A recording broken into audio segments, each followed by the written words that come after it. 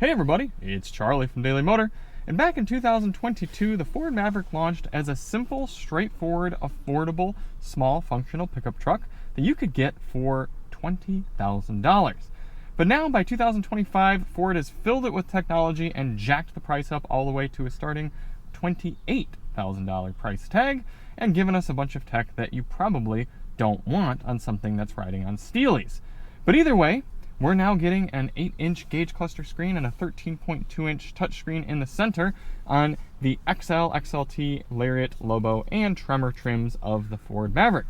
So if you're getting yourself a facelifted Maverick here in 2025, what can you do with this new technology? Well, today we're going to go through, show you how to do the basics, and maybe teach you a thing or two about your new truck. First things first, if you do want to see more on the 2025 Maverick or 2022, check the link below. We've got a lot of coverage because we owned one of these for over a year. It was an XLT model with 4K tow package. I quite liked that truck. This one has a lot to like also though, because now you can get all-wheel drive and the hybrid powertrain together. So if you do want to see more on it, including our fuel economy coverage and full review, check the link below. But without any further ado, let's get into it. And I should also mention, if you did get yourself a new Maverick recently, take time static in your driveway or your garage or a parking structure or something and learn the technology. Learn where the controls are. You will enjoy your truck that much more. So a quick overview of buttons and controls. Starting over here on the bottom left, you've got lighting controls as well as ability to turn on or off the bed light, the little top light that shines down into the truck bed, and then how to unlock your fuel, I guess it would be the cap, the fuel door for this hybrid model. Then you have the ability to brighten or dim the gauge cluster. Glad to still have that. It has a physical button, and then you can turn your lights on or off. You got a turn signal stalk as well as a button on the end to turn on or off your active lane keeping system. In this XLT model, we've got cruise control on the left as well as volume buttons and a mute button. Over on the right, we have toggles for controlling this 8-inch productivity screen in front of us, as well as the ability to change sound modes, like meaning FM or AM, different inputs for the radio, and then change track and activate the voice control. And then we've got a stalk for windshield wiper controls. And we'll get into the center controls here in the moment. But in front of us, we've got a screen with information on the left for engine coolant temp. Down along the bottom, you've got your odometer, outside temperature, gear selected, and distance to empty. And then on the right, we have a fuel gauge. Looks like we're actually going to have to turn the vehicle further on, maybe, in order to get all this to come up. Let's see. Okay, we turn it on. We get the built Ford Tough screen. And can you give me all my information? There it is. All right, so if your truck's just sitting here, you're going to have speed in the middle, the little digital readout there, compass up above. Below is a little information screen on where your truck is in its lane. And then on the left with this hybrid model, you see a power indicator. Now I bet you the gas model has some sort of tachometer somewhere. I don't know if it's on the side there or how it looks, but this is what we have in the hybrid. Then if you press most of these buttons here, including OK, you get information coming up on the right side. And this is the My View screen. If you press this 3-line button on the right side of the steering wheel, you get the full menu, and you can toggle up and down between My View, Trip and Economy, Towing, Status information, vehicle maintenance, audio, phone, and settings. Now within My View, you can customize which screens you see in My View, but you can't use all of them. There's a maximum amount. So you can have Trip 1, Trip 2, this trip, fuel economy, EV coach, now playing, navigation, and tire pressure. Like I said, you can toggle those on and off. Let's see what we have right now. There's a little bit of a delay in this screen too, so every time you click a button, it takes a second. Trip 1, very straightforward, showing you your trip distance, distance traveled on electricity for the hybrid model, fuel economy, and time traveled. Going down, we've got this trip with the same information. EV coach, this will show you if you're using hybrid, electric, or regen as you're slowing down, what audio is playing onto the audio screen, a compass, and then tire pressure. Very straightforward there. Coming back into the main menu, let's skip trip and economy because that's pretty straightforward. Let's go down to towing.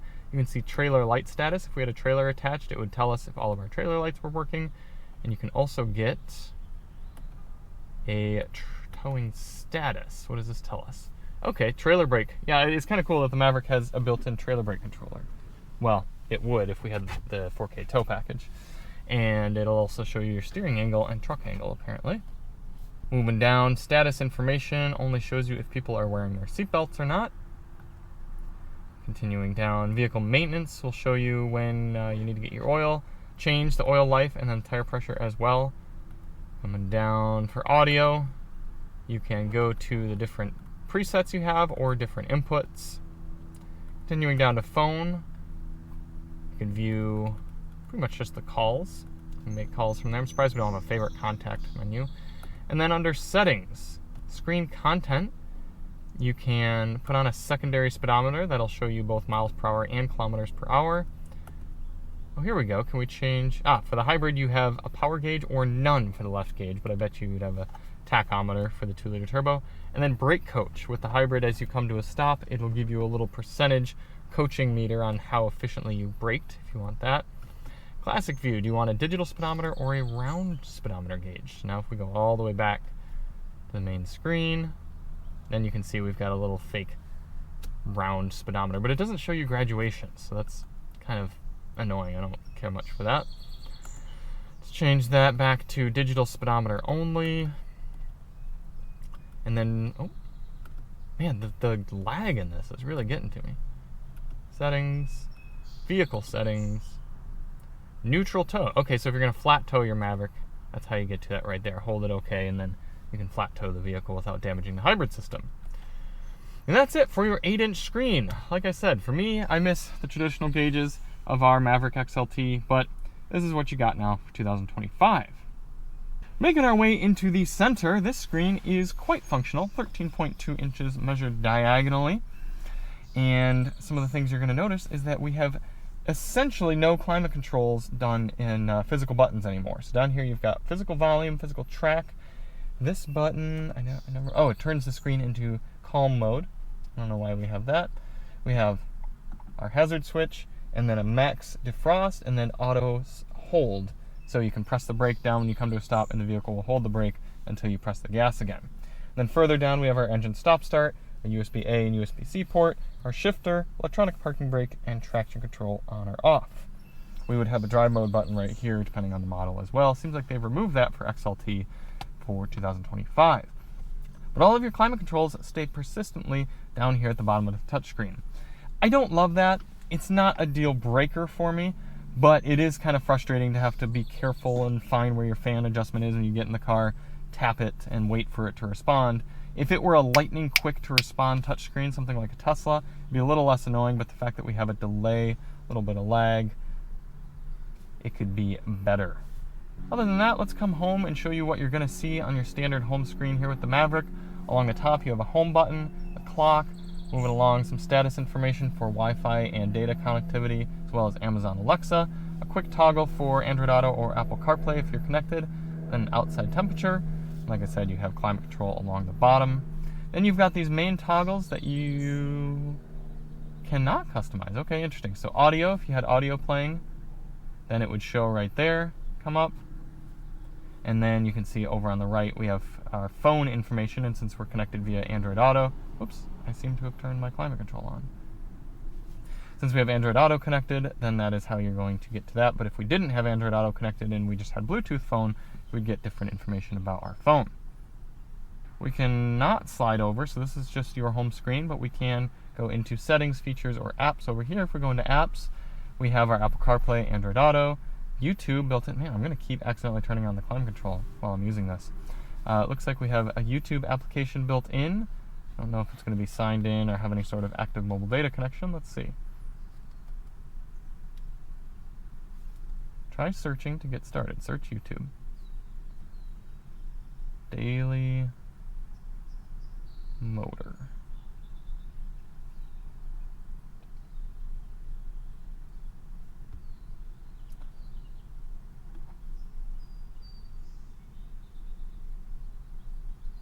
There we go. Okay, YouTube actually working pretty well. Now, I don't know when you're going to want to use YouTube in your Maverick because I don't believe you can watch it while you're driving, and I don't know why you'd just be stopped hanging out in your Maverick. Let's see what happens if we try to put it in gear. Yep, okay, vehicle must be in park. But it is something you can do. Let's come back home. And there are other apps you can install. If we go find mobile apps, it looks like you have to install it on your phone and then maybe it installs into the car. Interesting. Stop that. Go away. Oh, no, I've really messed it up. Back home. Under features, we have a few features. We have driver assistance. This gets us to a screen to turn on or off lots of your driver assistant features like the lane keeping system, pre-collision alert, blind spot monitoring. The driver alert, you might want this off if you are somebody who's a distracted driver and you're getting yelled at. Under the towing screen, you can get a little nifty connection checklist. This is good if you're somebody who's forgetful or don't tow very frequently. Make sure everything is working properly. You're good to go. You can add trailers, select trailers, manage trailers. You can also turn on or off your trailer connection notification and the trailer sway control. Now, I have towed quite a bit with the Maverick, and it does tow quite well, so it's nice to have a little bit of extra trailer information for the 2025 model. We've also got an owner's manual built right in here, so if there's something you want to find from your owner's manual, you should be able to search it once it eventually loads. We're not going to, oh, there we go. So what if I did fuel? Fuel gauge limitations, fuel economy, fuel and refueling precautions. So this is straight up just your owner's manual, but in a digital form. For best overall vehicle and engine performance, premium fuel is highly recommended. All right. Yeah, we used premium when we were towing with our Maverick, but that was with the 2-liter turbo. Was there anything else in features? Oh, you can record feedback. So if there's something you like or don't like about your Maverick or just want for it to change, you can press that and send them a little message, and theoretically they'll listen to it. Now let's make our way into settings. Starting off, phone list. We'll use this later to connect our iPhone as well, but you can see any of the phones that are connected and what functionality they're providing. Right here, the nifty add phone button. Under sound, you have the ability to change your balance, fader, treble, mid-range, and bass, as well as a few other sound settings. Under vehicle, we've got a 30-minute max idle option, so if you have the truck stopped for more than 30 minutes, it'll turn itself off. You can turn that on or off. Rear occupant alert, if you want it to beep at you or just alert you on the screen, got that there. Remote start, windshield wipers, if you want it to do a little courtesy wipe after you do the windshield wiper sprayer. Under lighting, you have auto high beams on or off, daytime running lamps, and the auto lamp delay. So after you shut the truck off and lock it, the lights will stay on for a set period of time. Under locks, you can have it automatically unlock. If it doesn't lock properly and you want it to chirp at you, you can do that. A few other functionalities there, including intelligent access, so having the smart key work for you. Key fob can be used to lock and unlock the vehicle. Under clock, you can change the clock settings or have it automatically update. Let's do general now, down here, general. You got languages, English, Spanish, and French. Temperature units, measurement units for miles and mpg, tire pressure units, touch screen beep. This is an important one. I turn that off right away because I don't want to hear that sound every time I touch the screen. I like to turn that off. Right here, reset. You can reset the vehicle, get all its settings back to factory default. Probably helpful if you bought this Maverick secondhand. Under display, you have the ability to bring up that calm screen, which just shows you the date and time. Tap again to go back to normal mode. Brightness, you can lower it down 4 clicks. Oh, that makes it quite dim if you don't want light shining at you. And then mode, you can have night mode, which I have it on here. I find it a little easier on the eyes and more visually attractive. But you can press day. You can see here after a moment, it switches to a very bright white background. You can also have it automatic so that as it turns into night, it'll switch over to night mode. I prefer to have it on night all the time. Coming back, going to connectivity. This vehicle features an optional 5G Wi-Fi hotspot, so if you want to provide a wireless internet connection to devices within your truck, you can pay for that, have that on. Oh, that's the vehicle hotspot right here. Okay, so you can see that, but then you can also connect this to Wi-Fi in order to get over-the-air updates. Mobile apps, we saw that earlier. You can install apps via USB or wireless. Software updates, again, if you're connected to Wi-Fi, that's how you get software updates. Ford Assistant, you can have it listen for a wake word to say OK Ford and start doing voice commands. And you can also select a preferred wake word. You can use this one, OK Ford Pass, OK Ford Sync, and Hello Ford. I didn't say it. Advanced mode, what does that do? Fewer prompts and examples so that you can say your command sooner. Okay, so we'll keep that on. That'll make it so when we use the voice commands later on in the video, then there won't be as many replies before it starts working. Amazon Alexa, you can set that up and use Alexa commands with your Maverick if you use Amazon Alexa. 911 Assist, if you want it to call 911 automatically if you have an accident. And then valet mode, if you want to put in a 4-digit PIN to make it so the valet can't access any of your information here on the screen, you do that there. So pretty simple setting screen, not a ton of adjustability for the truck, but makes it work simple. Now let's test out the voice commands. Now there's not going to be too much you can do with this truck since it doesn't have any built-in navigation. Most of your voice commands are probably going to be Siri or your Android assistant, but let's see what we got.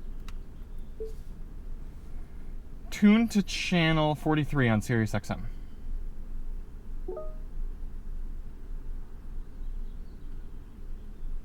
All right. That worked. Set the temperature to 62 degrees. Okay, so it's nice that that works pretty well. Let's see. I don't think it'll do weather. What's the weather like tomorrow?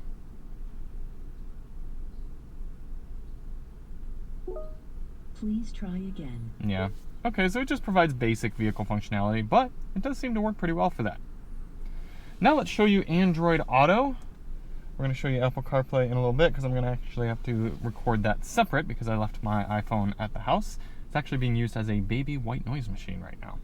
But anyway, we've got Android Auto connected wirelessly here. You can also connect it via wire if you prefer.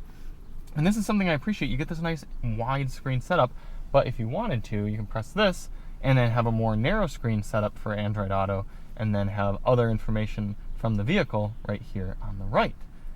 Nice that they give you that option there. But you can see you still got the climate, still got the information along the top. Here's how your Android Auto is going to look. You've got navigation on the left, music on the right. If you bring up Google full screen, Google Maps is how it works. You can pinch and zoom, put in navigation, all that good stuff. Let's go back home. This is what your app screen looks like. Oh, and it has disconnected. That's the second time this has happened this week. I don't know if it's an issue with my phone or the car or what, but you'll see, at least last time, it came right back up pretty quickly. Yep, there it is, all of a sudden back. Let's bring up our app screen now. You can see, still get a little bit of split screen info on the right, and then your app layout. And then to get back home, you can simply press the home button up here. Now let's jump to Apple CarPlay and pairing up an iPhone. We've got our trusty iPhone 13 here. We're going to head to the settings menu. And on the truck, we're going to go to settings, phone list, add phone. Search for your vehicle on your and then there's two ways to do it. You can use Bluetooth and just search for it right here. It'll pop up and say sync, or you could say discover other Bluetooth devices. It'll come up on there. It actually says Ford Maverick here on the car. Click that, plus yes on the screen, and pair on the phone, allow. That paired up quite quickly. And then it prompts to connect to CarPlay. We'll press connect on the phone, ignore, enable. And just like that, we've got CarPlay coming up. Now, can we go full screen? Press this button. Yes, we can. That stretches it out just like it did with Android Auto. Looking good. That's what our home screen is going to look like. Now, it's not going to show us Google Maps right now because this phone is offline. There's no data connection on it, but that's where your Google Maps would be.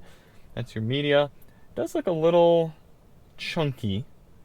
Resolution's not fantastic. I think it actually looks a little bit more proper when it's shrunken down like this. If it's going to do that. Doesn't seem to be shrinking. But that's what your apps look like. Take a look at YouTube Music. There we go. Let's go to downloads. Oh, we have nothing downloaded on this phone. That's what it looks like. And then you can get back home right there.